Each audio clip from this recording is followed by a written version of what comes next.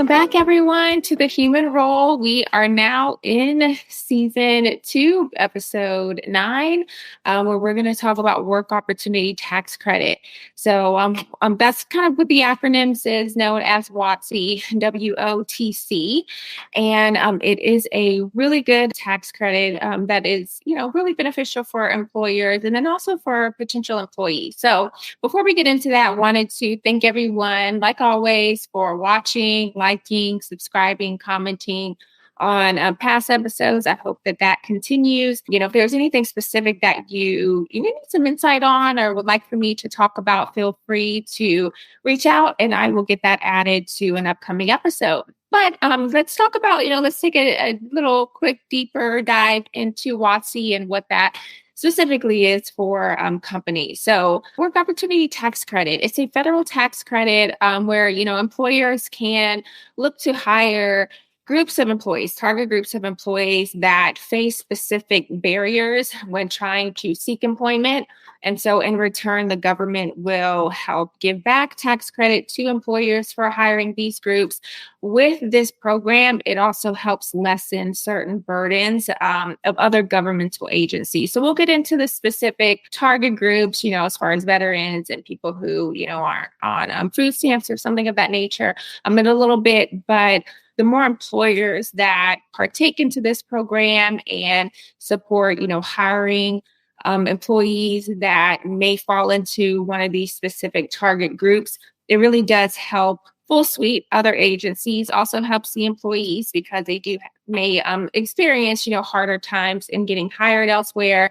And then, you get tax credit back. So with that being said, also want to just give a little bit of more background on WOTC. So not sure when you'll be watching this specific video, but as of this moment, so we're in early 2024, this tax credit is available through the end of December of 2025. So that's the current law at this moment. So if you're watching years down the line, just check to see if it's been extended and is continuing to be offered because there could be, certain changes along those lines. But at this current moment, it is available all the way through December of 2025. Hopefully at that time, they will continue to extend it because it is a really good added benefit. But just wanted to put that disclaimer out there. And then all businesses can apply for this tax credit. So this is not applied to any specific company. It is not applied to any specific industry. It is open for all companies across all industries, no matter how small or how large your company may be. So keep that in mind. If your company is willing and able to offer employment to someone within the specific target group that we'll be talking about in a minute, I would say definitely seek out this potential because it could really, really be very beneficial to all groups. So it could be beneficial to the employees that you're bringing on, but also to your company. You can get, a good return on investment from the tax credit side, which is also a plus. So you may be curious as to what this specific target group is or who the specific target group is, right? And so what if I told you that your boss skydives, Tim in marketing is a magician, and Sam in accounting does sums in his head while standing on his hands? Seeing sides of the people you work with but never see, sides that inform and inspire their work and that can inspire yours, is what The Talent Show is all about. Email me, Tom Alexander, host of The Talent Show, at talentshow@backboneinc.com and show us what you got. I look forward to seeing you on The Talent Show. This group consists of, there's about 10 different categories of employees that could potentially fall into this tax credit. So as we talk about veterans, of course, are one. Employees that have been previously incarcerated are another group. Employees that are receiving some type of housing assistance program, employees that are a part of SNAP, so that's essentially food stamps, so the Supplemental Nutrition Assistance Program.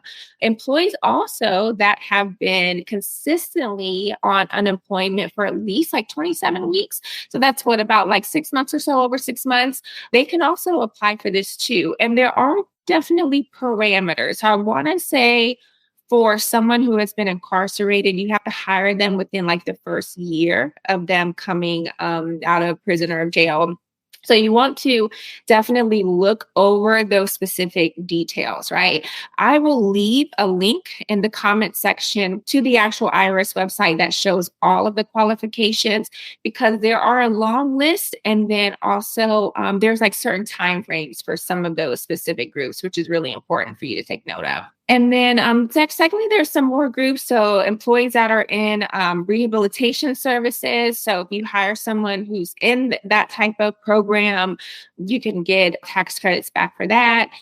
There's other specific supplemental security income as well that certain target groups are fall into. So just keep that in mind. Definitely pay attention to the link that I put from the IRS's website because that will give you like a full long detail and also the parameters that may fall within that specific group, right? So that way you're taking advantage of all of that and getting all the tax credits that you can get. From an employee stance too, I also want to mention, especially from like an applicant stance, because the time we're in now, let's be honest, there's a lot of people looking for jobs and applying. And so I don't want people to get nervous if they start seeing these questions come up on applications and have that deter them from actually applying to that specific job. So just so you're aware, there are certain applications that may ask you, have you previously been incarcerated? Are you a veteran? Have you been on this specific program, food stamps or housing program for 6 months to a year or whatever? And that may actually turn an employee away. They may get scared or they may try to lie about it, which you also don't want to do.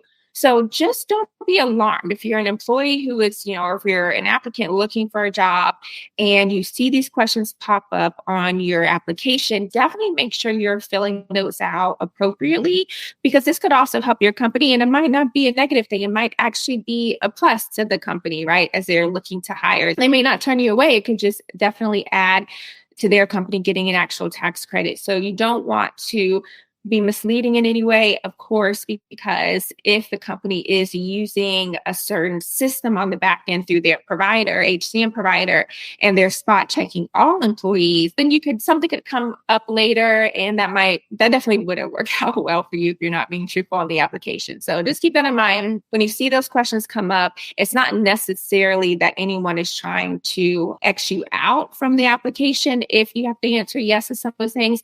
It's definitely just because they're trying to gather information early on so that they meet the requirements when they go and submit for these tax credits. So don't worry about that, in any way, shape, or form. But that's our target group. Of course, veterans definitely apply to that. Any person with a prior, felony, any person on food stamps and so forth. Also, anyone who has been unemployed for quite some time, which unfortunately in today's day and age may not be too far left, I guess you can say. So look into getting these specifically added. And that will lead me to, my next topic. I want to talk about how does this even work? How do you even get started? How do you even explore this? So there are some rules that go along with this. So I want to just make clear, you definitely have to have employees fill out these questions on or before an offer letter is sent through. So just keep that in mind. That's why what I just talked about, employees seeing this or applicants seeing this when they're applying, most companies that are using this method to try to get, tax credits back, they're getting those questions in early on because it is an actual requirement, right? So you have to get these answers for the tax credits completed by the employee on or before you send through the offer letter. Otherwise, it does not work. So keep that in mind. You do have to go through a pre-screening program. So the state workforce agency has to go, pre-screen, make sure that those employees do actually fall in line to these specific target groups, that you do have to go through that specific pre-screen. And then after all of that has been done, in 28 calendar days, you have to send through the form 8850, which is the IRS form. And then there's a separate SWA form. So the state workforce agency, there's separate 961 or 962 forms that you have to send through to them. So this is probably by this time, my HR and payroll people are probably like, okay, no, it's a no for me, right? Because you already have so much on your plate. Who wants to add something else on your plate? But this is why I mentioned early on to look into maybe reaching out to your salesperson at your HCM provider site. So we're talking about the ADPs, the Workdays, UKG, Ceridian, Oracle.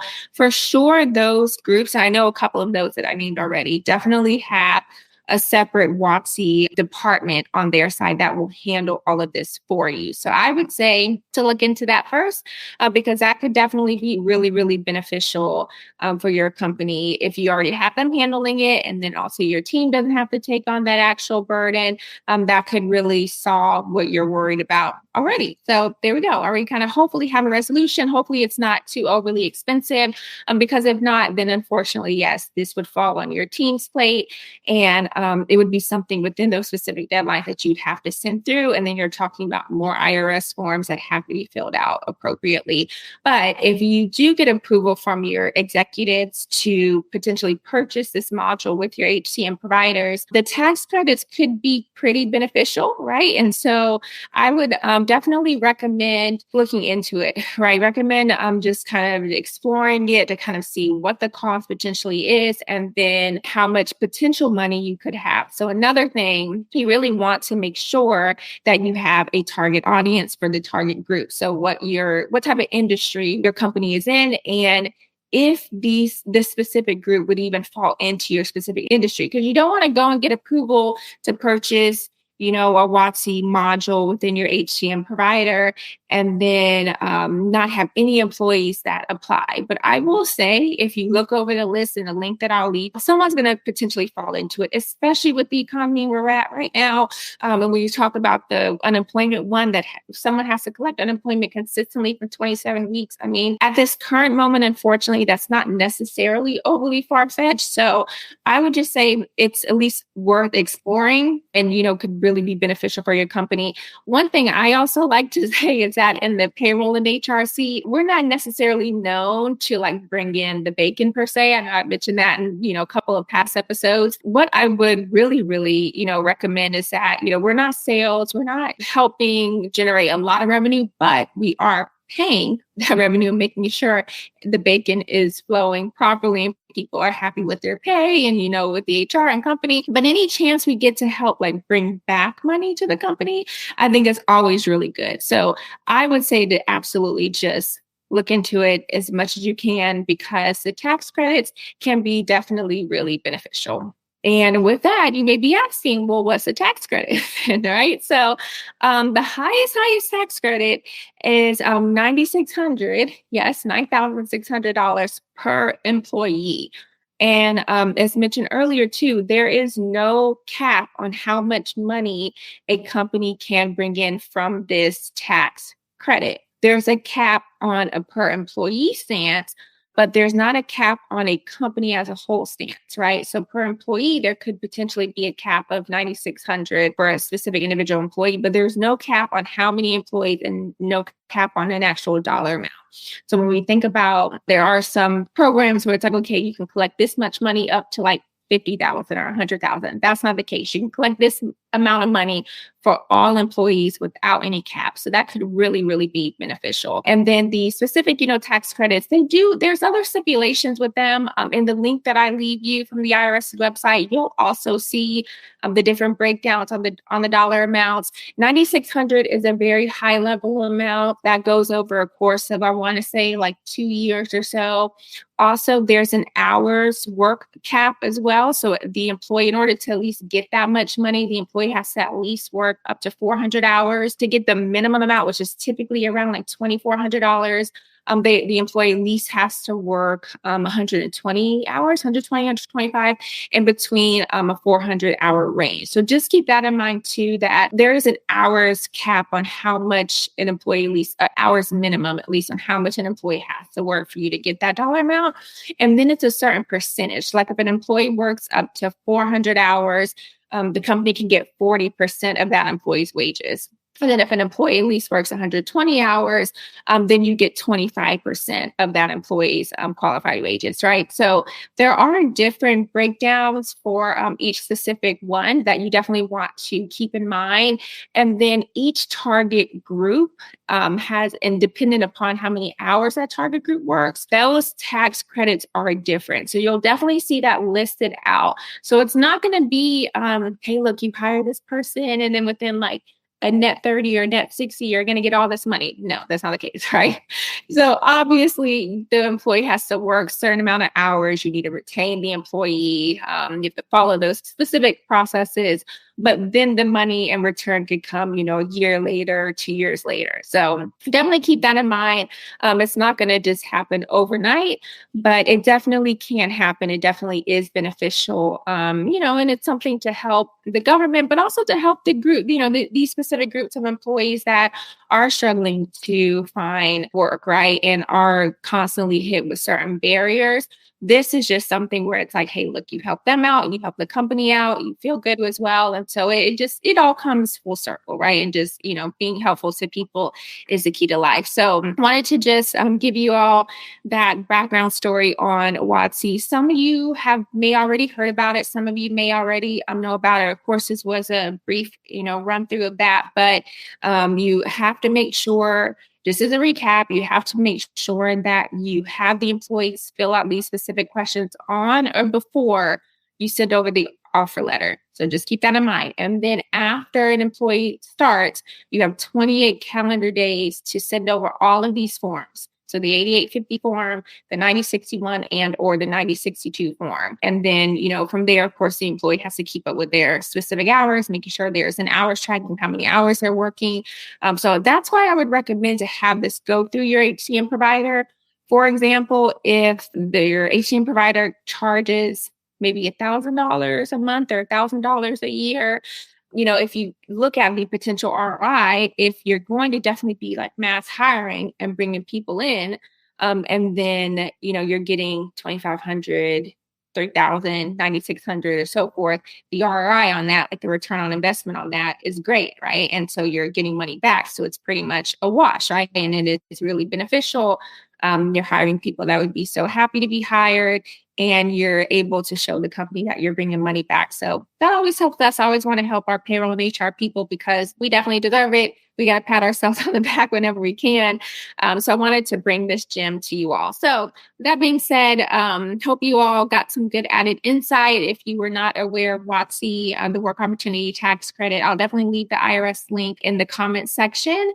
And next up, I will be talking about neurodiversity in the workplace. So I'm really, really excited about this next episode and this next guest. She just knows so much about this specific area in the industry that I had not really explored much. So it's really a fascinating topic to talk about, especially for companies who are wanting their employees to be in the office. So please look out for that episode. It'll be coming in the next couple of weeks. If you have any other, thing that you want to see me talk about, please feel free to reach out to me directly or leave a note in the comments. But thank you all so much for watching. Until next time, see you soon. Bye.